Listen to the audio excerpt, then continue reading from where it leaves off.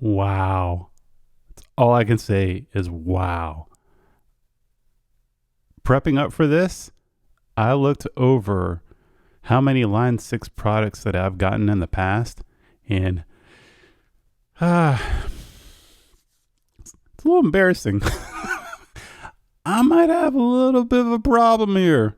Line 6, what have you done to me? Okay, let's start from the beginning, or somewhere around there. Let's look. AX2 and Floorboard. Yeah, I got those when they first came out. It was around 1996, 97, 98, something like that. Really cool products. First of its kind. I remember seeing it and testing it out and hearing the sounds, and they weren't perfect by any means, but they were, at the time, just mind-blowing. I was sitting there thinking what I could do with all this. You know, having multiple amps, being able to switch from, having effects built in there, all this other stuff. I mean, Line 6 was like, they were there at the beginning, making all this stuff happen for musicians. Pretty awesome. See what else? Gearbox, I had that. Amp Farm, I had that. I remember I got one of those little backtracks, which is sort of like a little idea recorder. Got that for free, if I remember right, when I bought one of the other Floorboard multi-effects. But yeah, it was kind of cool. I wish I had the mic one, because I probably would have used that a lot more. But yeah, that kind of used it a couple times, but didn't really do anything with it. So I can't remember the order here. I think it was Pod XT Live is what I had for the multi-effects processor Floorboard. Then, correct me if I'm wrong, but I think it was the Pod X3 Live after that, which, great unit, had really, really good sounds, but the actual unit itself is a little too plasticky.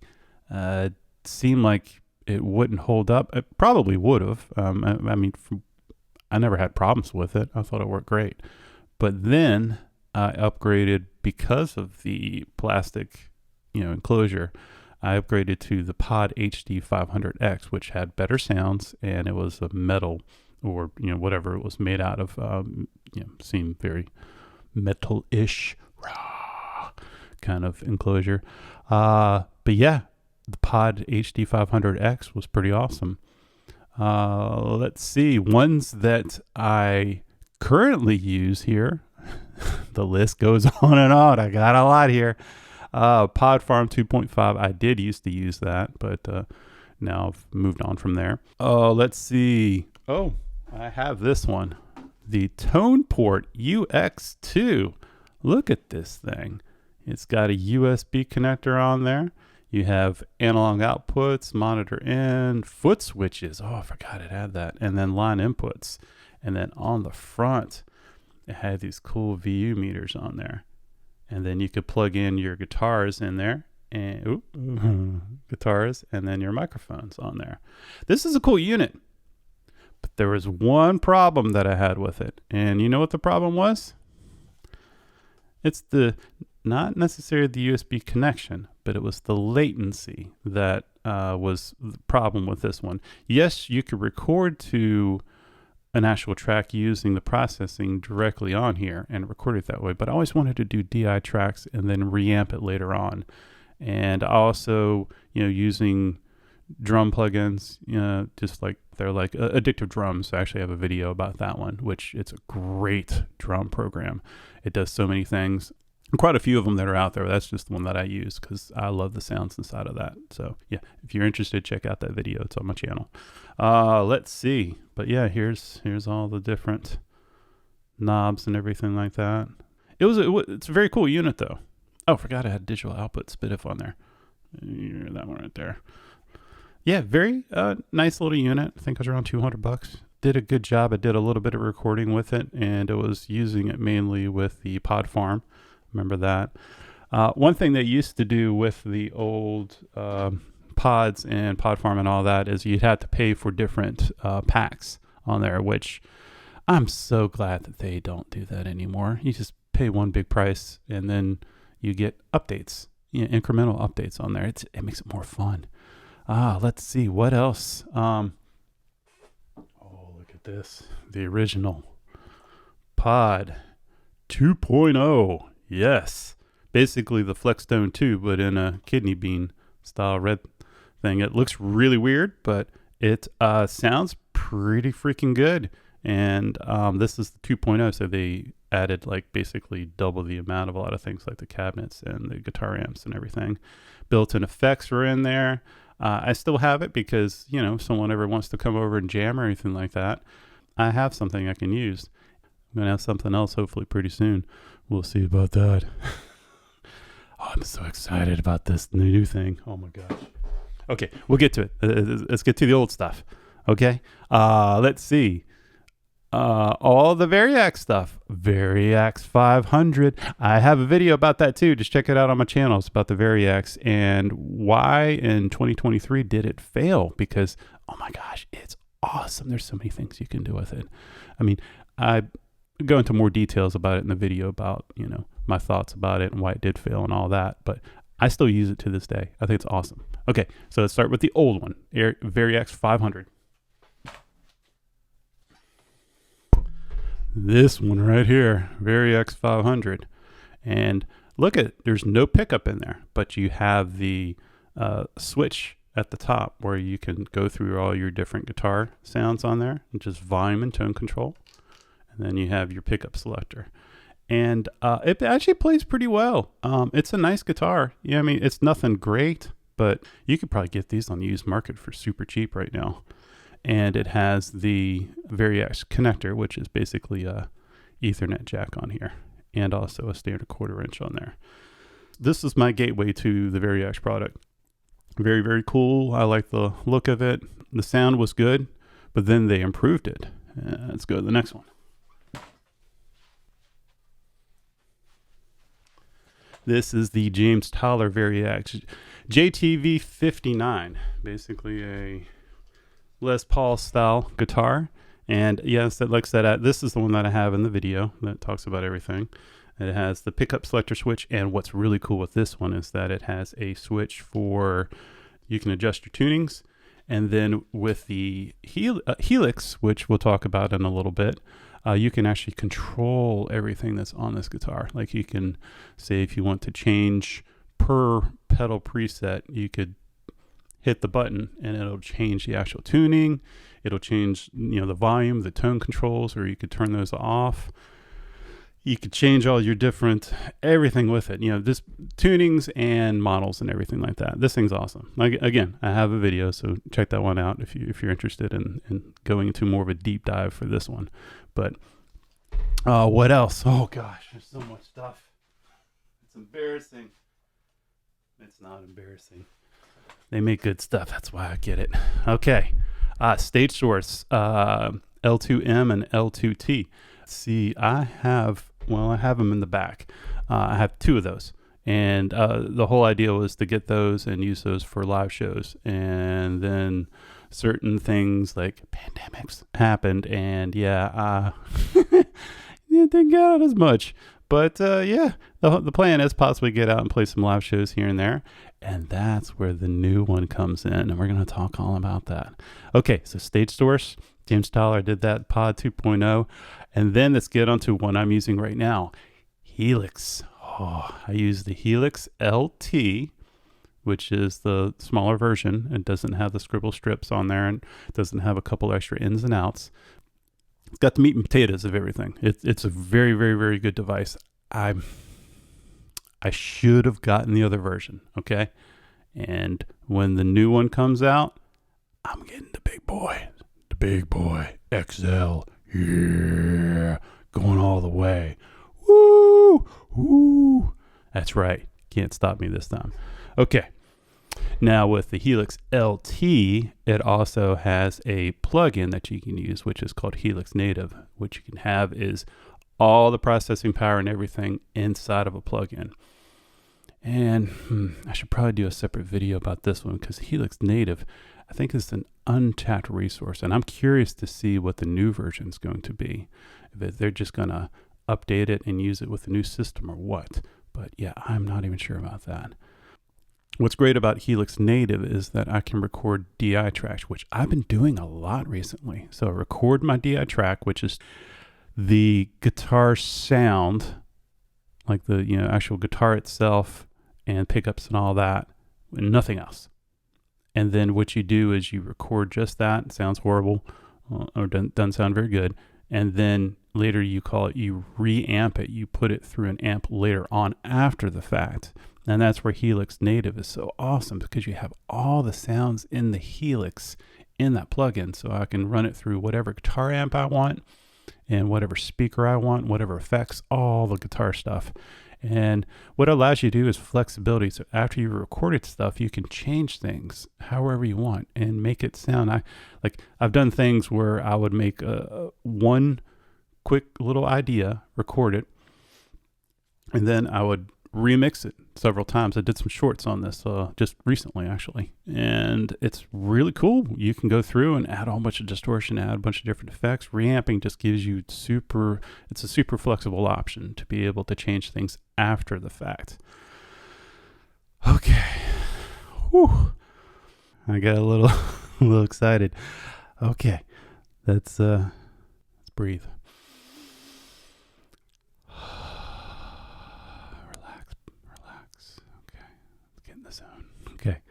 Okay, I'm back. Here we go. So, just the other day, they announced it. The big boy. Stadium. Helix Stadium. Yes, it is out. They've talked about it. And, this thing looks awesome. I'm looking at a picture of it right now. And, let's put it over here on the side and so you can see it. Okay, let's look at the ins and outs of this thing. So you see you have control, A, B, C, and D, which means that you can control external amps, 2 instruments inputs on there. So you could have your regular guitar, like I have my Variax, but I could also plug in a regular guitar and a bass guitar. Or if you're a guitarist and you want to have different guitars plugged in there for different kinds of sounds, like one Tele, one Les Paul or something like that, you can do that. Pretty cool. Mic input on there. Guessing it has phantom power. That's really cool for a solo player. We're going to get to that. Yeah, this thing is designed for a solo player, someone that just wants to do everything themselves, like me. Okay, send and returns. Yeah, a bunch of effects loops. There's 4 of those, which you can reroute those a whole lot of different ways. At least you can do that on the Helix, where you can use them as just sends and returns and flip them back and forth, do whatever you want. I'm pretty sure this is going to be just flexible, if not more flexible. 2 XLR outputs, which would be your main outputs, and then 1/4-inch versions of that, and then headphones. They say all of these have gotten improved as far as the sound. I'm not going to go over specs, but it sounds better. More better. Nexus. This is important. It's flexibility. You have everything within the Helix Stadium, but now with this one connector, you can do so much. So much. Later on down, it just future-proofs it. You can use this for controlling a whole bunch of different things. There's a new expansion. Give me 1 second here. So here it is. It's the Expand D10 on there. It's a digital in and out expansion unit on there. And it allows output for the Variax digital interface VDI line 6 link. So, would that work with the StageSource speakers I have? I have to ask that. I would like to know that. StageSource, does it actually connect to that? That's very important. AES EBU and 8-channel optical connectivity. So basically you can expand this. You can run this into interfaces, digital mixtures, all that kind of stuff. Just gives you flexibility. Again, they talk about the Connect Variax modeling guitars with the VDI. That's very important for me because I love my Variax. You can connect power cab on there, speaker system via the Line 6 link. And like I said, I'm hoping that the speakers work too. Let's see, send 2 channels of AES EBU digital audio at 44.1 or 48 kilohertz. Yep. Send up to 8 channels of digital audio over optical, and then connect it with processors with a Cat5 cable via Nexus. So basically just Cat5. And there's a little more to this, I think. We'll see. But look at the actual connections on here. There's the Nexus 2 host, then there's a through, which means you can connect it to maybe multiple ones of these, or maybe different versions. Who knows what? There's a lot of things that are out there. Like I know a lot of digital mixers that are out there with expansions like this. So you can daisy-chain them, which is really cool. Variax connectors on there. There's AES L6. There's optical. But then look, there's a USB. USB on there. And I need to look and see what version of that. Okay, we need to have a little conversation about USB. Let me pull this up though.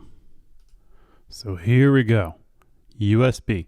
This is a huge, huge question for me. It's got USB-C, USB-A, and then it has removable 32 gigabyte micro SD storage. Can that be expanded?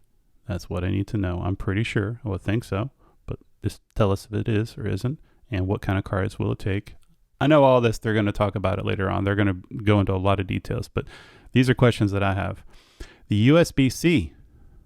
Okay. Which version is it? Is it only 2.0? Is it 3.0, 3.1, 3.2? This matters a lot.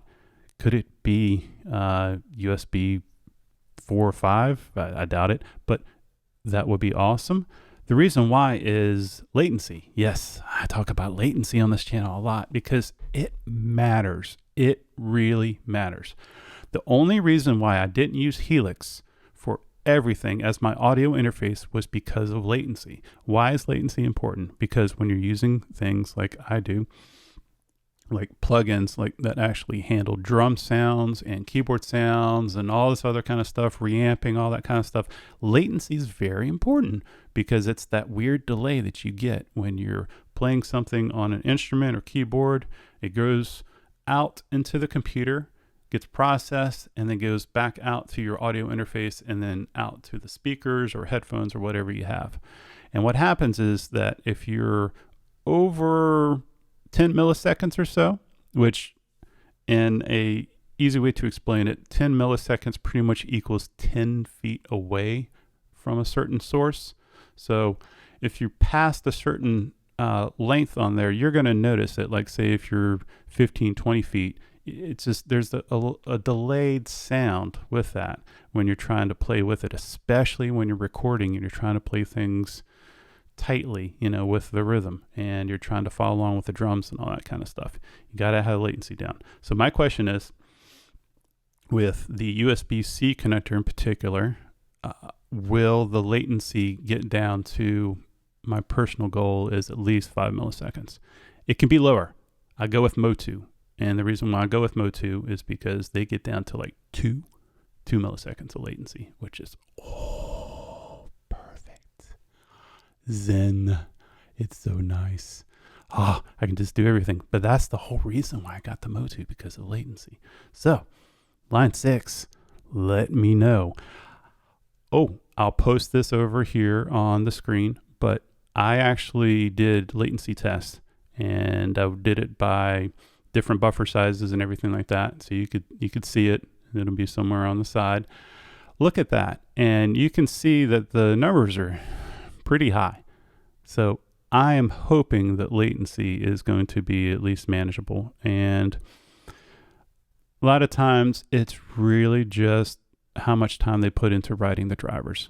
And because there's RME, there's Motu, Universal Audio, a couple other ones that when they're writing the drivers, they're good. They're solid, they're stable, and they work great. And if this is going to be a main connector, the Helix Stadium that connects everything, you gotta have that you gotta have that working. And like I said, low latency. Please, come on, line 6, low latency, make it happen, please.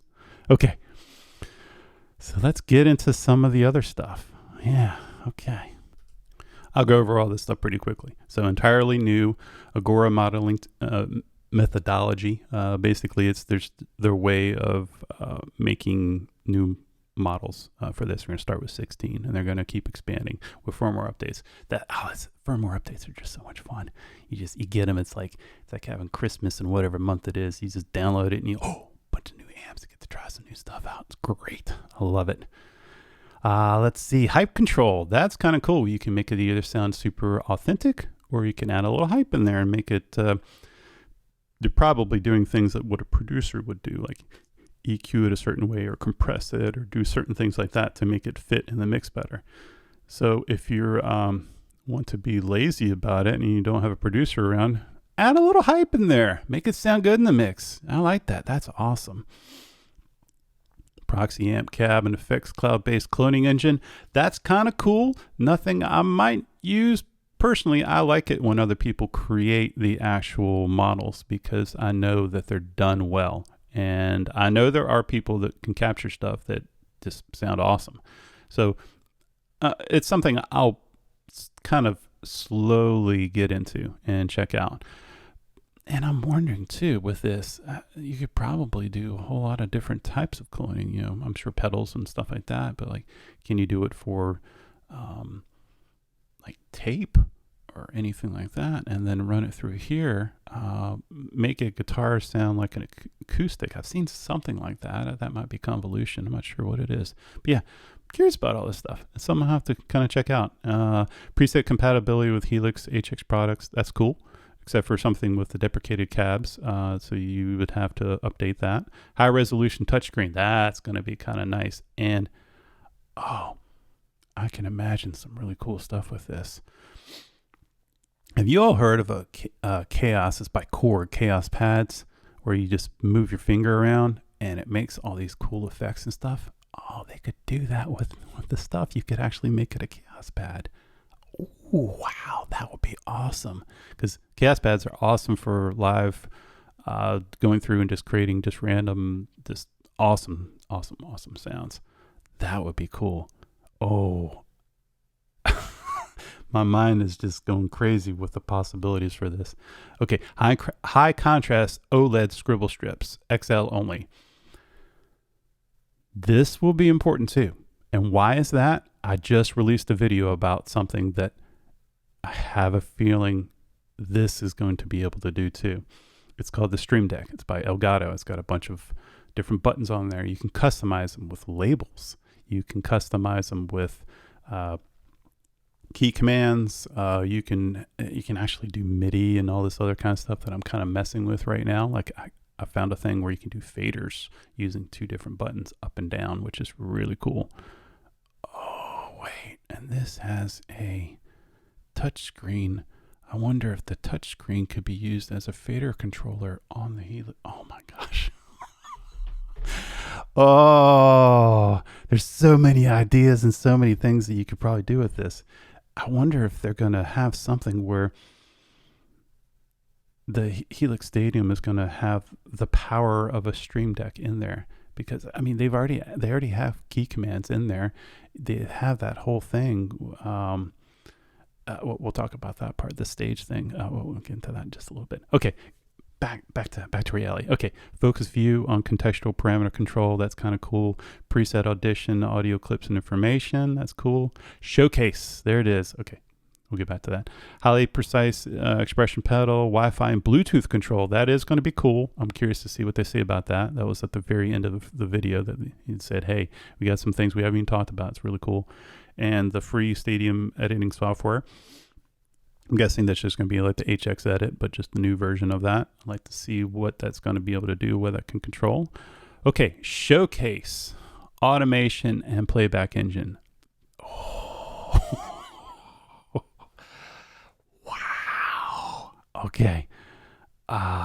The idea behind this is that you can load in your tracks, backing tracks and things like that. See, I did some Twitch performances where I recorded stuff and I was using Logic as my backing tracks.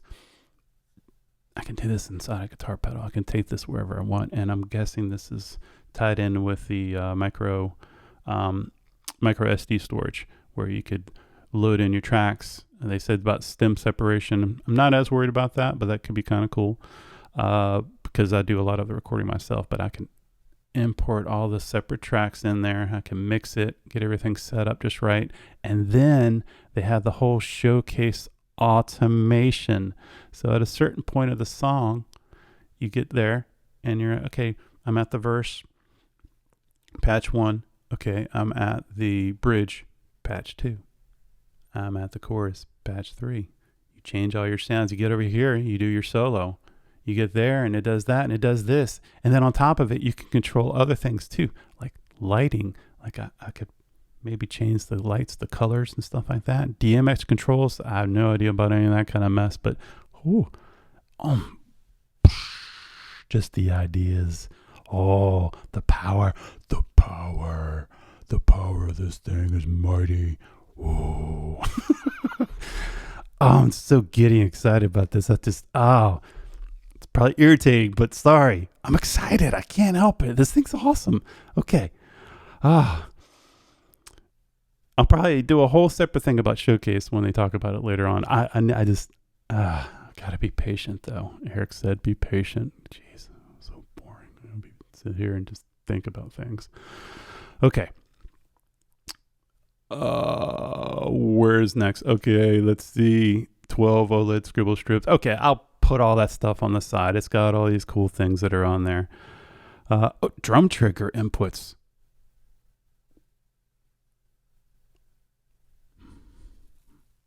I'm curious about that. Nexus port, that's going to be awesome. Yep, I already talked about that. Yeah, okay. A lot of things here. Whew. So my big points on this is that, give me 1 second. I grab my tea for this one. Okay. The big points with this is that, there's so much that can be done with this. Firmware updates in the future, they talked about it. Supporting it for another 10 years. That's one thing I really, really like about this. It's a product that has stood the test of time. And it has done it just so well. And it has matured. It's become something that people love. I mean, you could tell with the live stream, thousands of people were there checking it out because they're so excited about this. They're excited about the future. I'm excited about the future.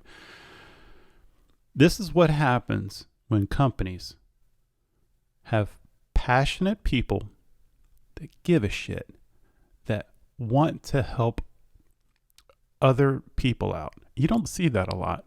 It's normally, microtransactions, all this other stuff. Like they used to do models, you'd have to purchase them all the time. And now they're putting it all within the device. Yes, it's still money driven. It's all that. But, I can tell that there's a sense of passion of, I want to have a device that will inspire, that will help people to create. And I feel that this is like that. There's only a couple products that are out there that stand the test of time. Helix is definitely one of them. Helix Stadium is just a continuation of that, but awesome continuation from what I can tell. So we'll see it when it gets actually gets released and people get their hands on it. But I'm pretty sure with how the Helix was, this is going to be a home run. We'll see though. I'm definitely going to get one. It's just, I'm so excited about this. And I'll probably get that Expand D10 digital expansion unit on there because, I can use it with Variax. And I'm curious about that USB connection that's going to be on that. I hope they talk about that later on. I'm sure they will. There's a whole lot of things here. They said be patient. A whole lot of hopes and wishes that I have. My biggest one is latency. Work on them drivers. Work on them. Do whatever. Delay the release. Make those drivers good. Make them solid and make them work well. If this is going to be a centerpiece of the studio, I can get rid of a lot of stuff if this has a low latency with it. Otherwise, I'm keeping my Mode 2, which I love that too. It's great. Features here. This has a lot of things that I've always wanted on there. I think they hit everything that they were listening to their customers. People talked about all these things and they are truly listening, and that is so awesome. And they're going to continue adding to this, taking all of our ideas and turning them into something, if they're good ideas. Some people get a little weird with ideas, like, oh, I want to do this, I want to do that. It's like, yeah, that's not a lot of people are going to use that. You're the only person that's going to do that. This is pretty awesome. I like this. This is the future of everything. And I see this as really, truly helping out a solo artist that's out there. Being able to record with backing tracks. And like they were saying with the showcase is a lot of times you'd have to hire a whole bunch of different people to handle the lights, handle the mixing, handle switching patches, all that kind of stuff.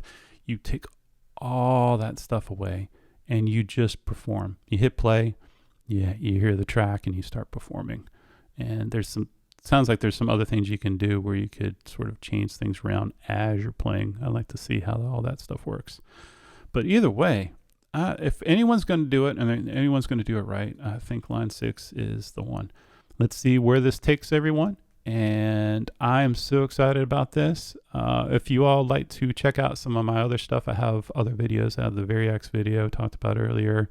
I haven't done a Helix one yet because I've been sort of waiting for this. But don't worry, I'm going to be talking about this thing for a long time. Hopefully I can get my hands on it sooner than later. But like I said, I got to be patient too.